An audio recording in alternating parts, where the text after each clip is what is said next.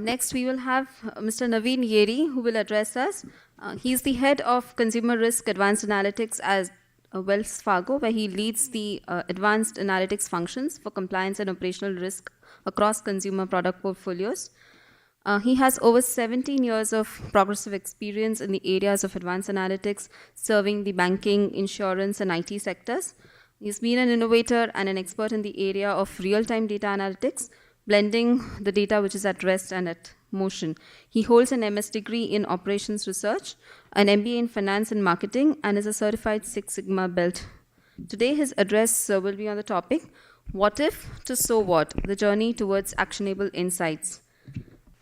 So I guess with all the great insights that we have gotten from Dr. Yogesh, Samir, they have been outside in, and Dr. Ghosh talked about some of the academic angles. What I would like to provide you is how you would conduct yourselves as you go through this journey, and how you would transform yourself. And it would probably be meaningful as a finishing school, but it's all about timing, right? So if you have some of the insights now, you will have all the anchors going through this program, and you would come out more successfully. So let me say, by the show of hands, how many feel that you are lucky and privileged to be here in Manipal? Great. And I would include myself as well. Thank you for this opportunity to be in front of you. Don't take this lightly, because as you think about, just think about the journey of data itself. In the 1940s, 50s, and 60s, a lot of data started becoming alive. And the 70s and 80s saw a lot of data finding a home, in the big servers and in the big mainframes and the data warehouses. Later, the data itself, this cartoon character called data, became available for all these companies and individuals and analysts to use. Through search mechanisms, it was much more, fetching was easy, and the usability came in. And then in the 2000s, we started making meaning out of it. Right? You can name those errors in whatever way, shape, or form, but that character called data was interpreted pretty well. And now, ladies and gentlemen, this is the age of action and actionable insights. So this data will start running, and there is a contextualization that will happen to this data, and you are at the cusp of learning from one of the greatest universities, which has a blend of all these tools, all these arrows that they're going to put in your quiver.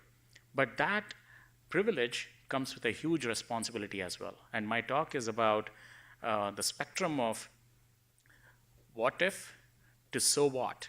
And I'll explain what it means and how you conduct yourselves. So I was looking at a study by McKinsey in 2016. McKinsey mentioned that overall there was about $26 to $39 billion that was invested in the space of artificial intelligence. Sounds great, right? So and Samir talked about, is it a fad? Definitely not. So it's going to stay. But when you look at the adoption rates, the adoption in 2017 was about 20%. So there's a huge gap of what's being invested and what's being realized. So there are certain things you need those anchors for any big wave to latch on and to make it sustainable over time. And believe it or not, folks in this room, we do carry a lot of responsibility. We need to have an oath at some point in time and say that we are going to foster this energy, enthusiasm, and take it through the cycles. So I will start from asking the question, what? What do we need to achieve in terms of analytics and contributing to the data science? So as you go through this program, I was looking at your curriculum. It's carefully balanced and carefully designed. You would start from the elements of statistics, hypothesis testing, correlation, regression, segmentation analysis, logistic regressions, and then you move on to the machine learning aspects of it. That is really key. And one of the things that I would always stress is always go to the fundamentals. And Dr. Ghosh mentioned this as well. You would need to have the fundamentals, and you can call the waves as whatever it needs to be. But if you have the strong fundamentals, that's going to take you through the journey. And I come from banking, and I always think that given that we are moving towards more of data science and artificial intelligence, I have this beautiful golden hammer. Do I just see all the golden nails here, right? It's not true. So in the bank, we have really traditional databases. We still do Excel sheets, yes. We still do text files. We still do Access. We still do PowerPoints. Everything is still out there. For example, I can give you a couple examples. One of the largest banks I worked for had about 60 million customers. And there were multiple tranches of customers how you looked at based on their profitability. We called it prime, subprime, super prime. So when you look at those, you really need those clustering algorithms to arrive at actionable segments and kind of predict their behavior based on certain optics in the P&L, the profit and loss, and go through the cycle. So the things that you learn here are truly important, and they are still actionable. So that gives you that reason why you need to invest a lot of time in gaining the depth. And in one of the charts, I think Samir had it in the depth versus the breadth. You absolutely need to have that depth.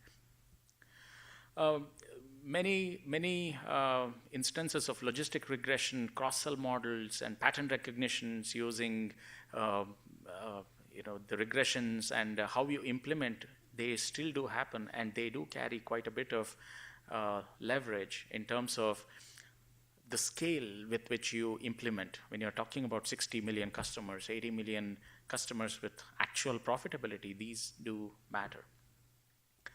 So that's the what. And as you go through, of course, you will have a lot of case studies, and you will learn how to, for non-programming folks, you will learn how to code and bring in statistical concepts, use different technology, and come up with those solutions, right, as part of your project and case studies. That's absolutely important as well. So we covered the what and the how as you go through this journey. And very similar thing happens in the industry as well, especially from a banking standpoint. We hire a lot of analysts. They do come in with great background and deliver projects. But my emphasis is, please don't stop there. That's where most of the things fail, because analysts come in, work on a certain project, move on to the next job. There is a big bit of funding that has come through from the group risk officer of the chief marketing officer. A big project starts and then it closes with lack of funding.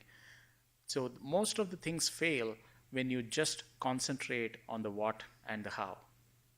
The key thing is, what I want to underscore here is, start asking the question, what if? What if is so important, because whatever analysis you do, it is subject to market conditions. There are always, when you look at the future, it's always uncertain. When you look at the past, it's always 2020. When you look into the future, there are always multiple scenarios that might happen.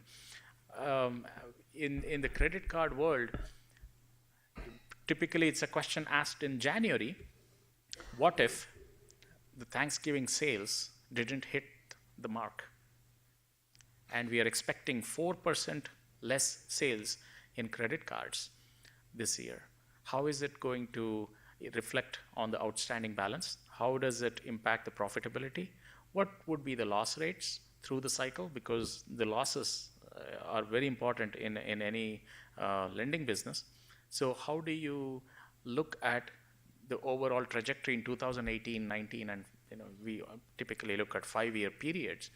So just think about how consumers behave, and the data emanating from that has a reflection on how we manage the business, and multiply it by 60 million customers and about 45 million credit cards, and the scale with you're looking at probably outsmarts any, it's probably bigger than GDP of small countries.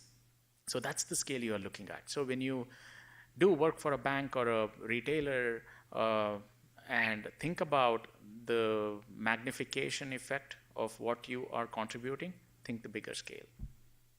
So there are, I touched upon the what if. So you will be armed with quite a bit of simulation exercises and what if analyses.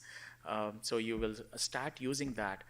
Again, that stops short after a certain time. One of the examples that has been picked today multiple times is Netflix, but I will just go a little bit prior to Netflix. How many people remember Blockbuster? Yeah, that gives out our age, right?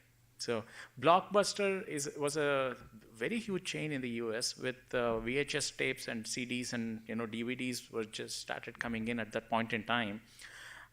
They had $7 rentals for VHS tapes and $11 rentals for DVDs. And when Netflix came up, forget all the recommender systems and artificial intelligence, everything. Netflix as a model, as a self-service model where you pay $9.99 for a month and you can watch unlimited movies and they would send you DVDs as well. It was phenomenal. Couple other examples. Nest thermostats. How many of you have heard about it? Nest is a artificial intelligent embedded control system that learns your behavior in your home.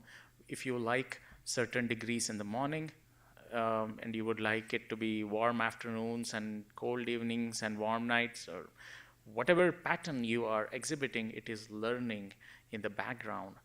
And that disrupted quite a bit of Honeywell's profitability, because Honeywell came in with the concept of these thermostats, which are pretty good in terms of interoperability and interactiveness with the customer, but that lacked that machine learning ability and artificial intelligence to cater to the needs of the customer. So with these examples, what I'm going towards is somebody in some room, some analyst would have asked the question, why not?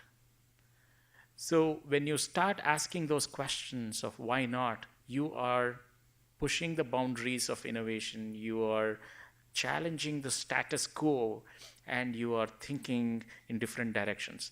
And the foundation that you need for those asking those questions of why not confidently is your depth of academic knowledge that you're going through right now.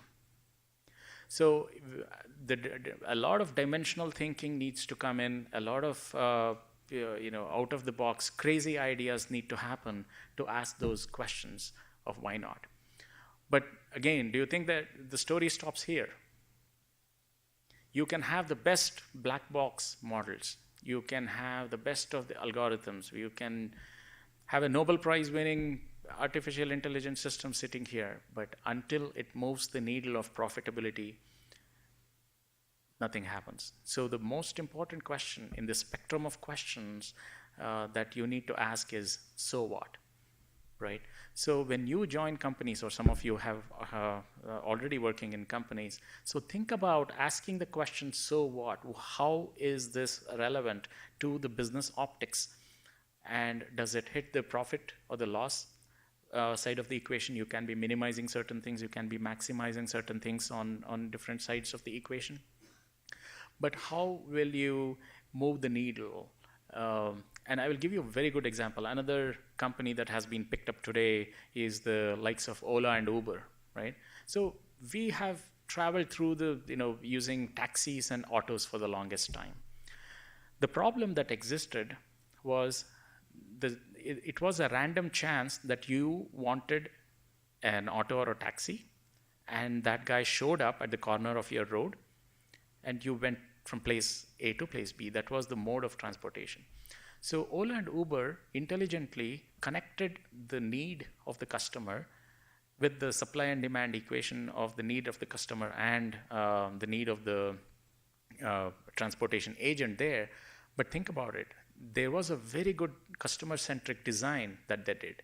They empowered the customers with information. So you now have the capability to ask for a source and a destination. You have a sense of security because you have the OTP, and you have a list of things, list of rights that you already have done for the last 1 year if you want to go back to your company or do whatever you want for your benefit, right?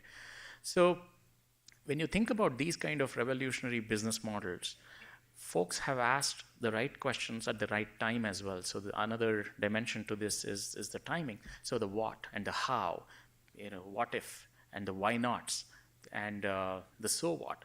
So most importantly, this spectrum has been covered in these game-changing models.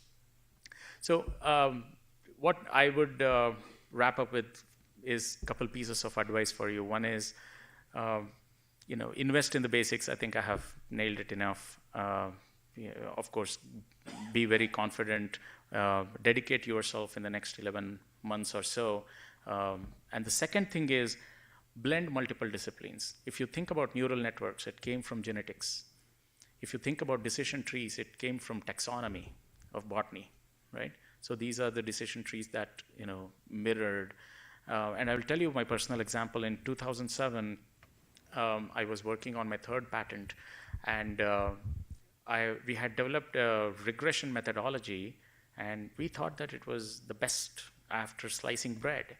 And when it went through the US patent offices, we found out that this has already been solved for about 20 to 25 years in the pharmaceutical industry. So when you think about when you're working for a certain domain, you should not, I repeat, you should not restrict yourself to that domain at all. The only way you will gain benefit is to go to the farthest discipline with what you are working on and draw insights from it. And last but not the least, companies are looking for ambidextrous talent. If you are data scientists, we expect you to pull your own data, be good at cleansing the data, write models, connect it with the business, draw inferences out of it. Think about how you make the project into a product, to a framework, into a program, so with certain escape velocities there, and go through the system. So we expect you to be ambidextrous. It's just not if you're good in statistics, we are going to hire you. There are some jobs, definitely, but the class sitting here will do really well if you're ambidextrous. So I haven't provided any answers to you, but I have given you a lot of questions, ladies and gentlemen. Thank you.